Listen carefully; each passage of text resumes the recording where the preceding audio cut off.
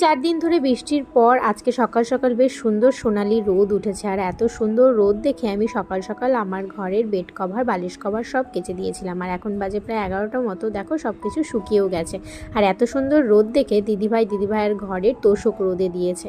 তারপর আমি ভাবলাম যেহেতু আমি আমার ঘরের বেড কভার ধুয়েইছি, নতুন বেড কভার পাততে হবে, তাহলে আমার ঘরের তোষকটাও রোদে দিয়ে দিই। আর রোদটা কিন্তু ভীষণ কড়া ছিল, বেশিক্ষণ রোদে দিতে হয়নি। আর তোষক রোদে দিয়ে এখন বসেছি গোপাল ভাঁড় দেখতে। অনেক দিন পর আজকে বসেছি, ভীষণ ভালো লাগে গোপাল ভাঁড় দেখতে। আর অ্যাড দিচ্ছিল, আর এর ফাঁকে ভাবলাম জামা কাপড়গুলো তো সব নিয়ে এসেছি, ভাঁজ করে নিই। ভাঁজ করা হয়নি, রেখে দিয়েছিলাম। আর তারপরে একটু বাদেই তোষকটাকে নিয়ে চলে এসেছি ঘরে। বেশ ভালোই কিন্তু রোদ পেয়েছে অল্প সময় পর। বেড কভারটাও পেতে দিলাম। আর এই গরমে এখন যেহেতু প্রতিদিন পাটিতেই ঘুমোই, তাই পাটিটাও পেতে দিলাম। আর তারপর নিয়ে বসেছি বেলের শরবত। ভীষণ গরম লাগছিল। আর দুপুরবেলা মামুনি গিয়েছিল ফালাকাটাতে, ওখান থেকেই শাড়িটা নিয়ে এসেছে, তো আমাদেরকে দেখানোর জন্য ডাক দিল। আর এখন হয়ে গেছে বিকেল, তো আমি সমস্ত ঘরগুলো ঝাড় দিয়ে নিলাম।